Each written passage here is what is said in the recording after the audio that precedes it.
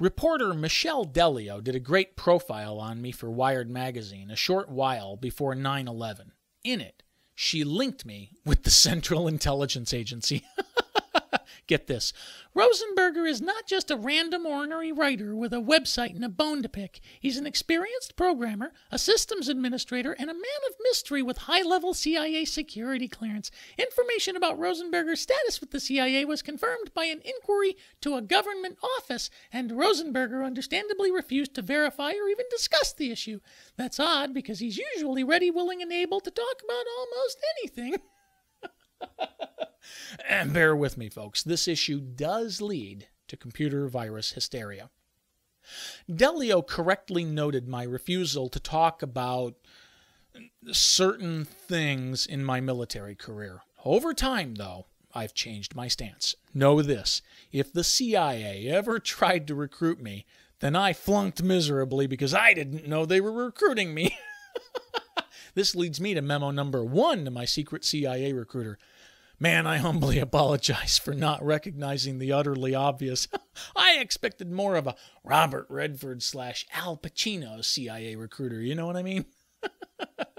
So anyway, my friends love to tease me about my confirmed CIA status. Right after Delio's story hits the web, I go down to St. Louis to hang out with some pals. One of them gets jealous. Hey, how come I can't work for the CIA too?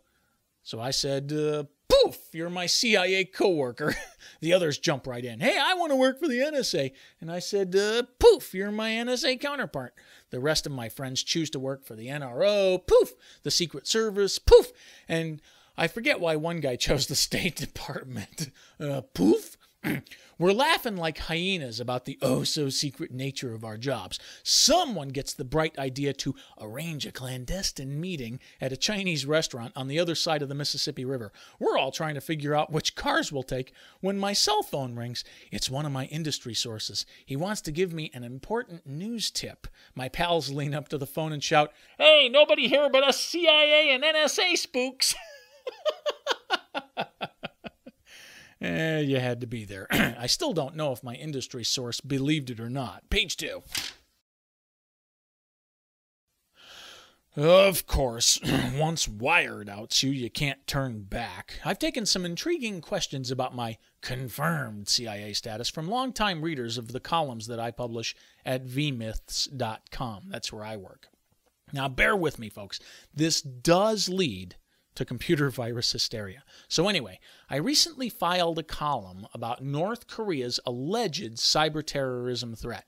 It sparked a debate with a reader who works for a quasi-government agency. She requested anonymity, but at one point, she came up with the most plausible CIA connection I've ever heard. If North Korea engages in a massive cyber war deception as you claim, would you then agree it's in the best interest of the U.S. government to adopt a counter-deceptive strategy and use, say, non-affiliated independent contractors to calm the populace down by exposing myths and debunking foreign misinformation? What? No, leave that in. We're not going to take 3. In other words, she wonders if vMyths performs counter-defensive information operations for the CIA to thwart Chinese and North Korean long-range national objectives. vMyths doing counter-defensive information ops for the CIA. I love this. But, to quote Mr. Spock, logical. Flawlessly logical. Ironically, this isn't far from the truth if you delete the "for the CIA" part. We at vMyths really do perform counter-defensive information operations when we debunk foreign governments' cyber war disinformation. This leads me to memo number 2 to my secret CIA recruiter. I want my back pay. Drop it in my checking account. You guys know the account number, don't you? Oh, and I want to pin a medal on my military uniform for serving my country so valiantly.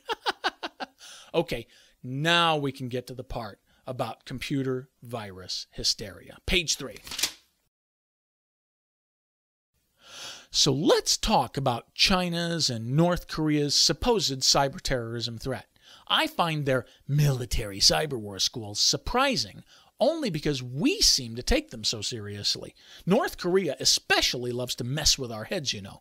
I firmly believe they and China, independent of each other, engaged the U.S. in a Pas-de-Calais deception. Now, if you don't know what a Pas-de-Calais deception is, it's a deception so brilliantly deceived and executed that the enemy falls for it hook, line, and sinker. Indeed, even the director of the U.S. Defense Intelligence Agency, not the CIA, where I secretly work, once squeaked the whole thing might simply be psychological warfare disguised as computer warfare. The rest of the world knows full well our society wants to freak out about cyber war and cyber terrorism. We just don't have enough physical terrorism to worry about. They realize our society wants to act impulsively and do stupid things to protect itself from imaginary threats because we don't have enough real threats to protect ourselves from. They realize our reporters exhibit a strong fetish for juicy computer security stories. We as a society want exactly what China and North Korea want. And I believe they give it to us. Beijing and Pyongyang relax with a glass of lemonade, while Washington gets to run around with its heads chopped off. Everybody's happy. And it doesn't take much to set us off, does it? We just need to see a photo of the graduation ceremony at North Korea's military hacking university. Oh, I can already hear the cries of alarm from Senator Charles Schumer up there in New York. 100 slanty-eyed hackers picked up their diplomas this year. Let's divert money earmarked from the World Trade Center monument and use it to buy protection for the internet.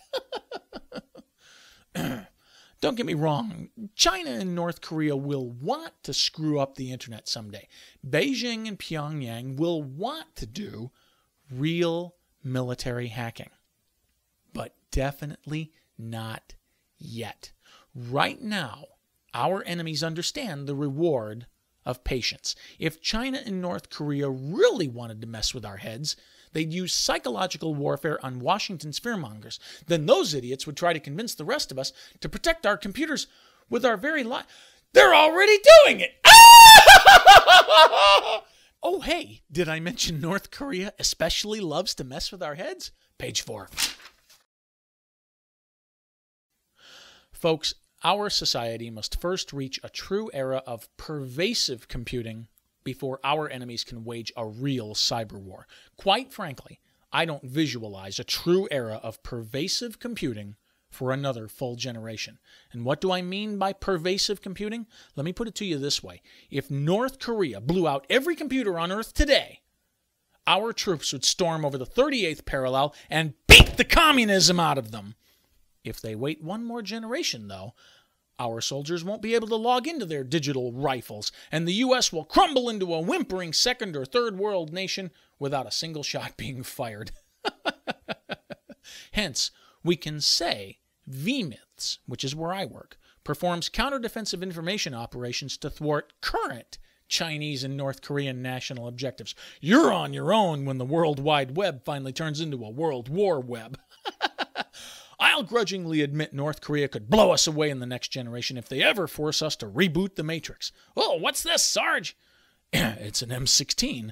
Wow, so what's the sharp thing at the end for?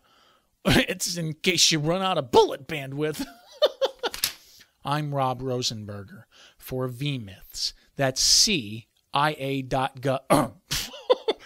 That's VMYTHS.com.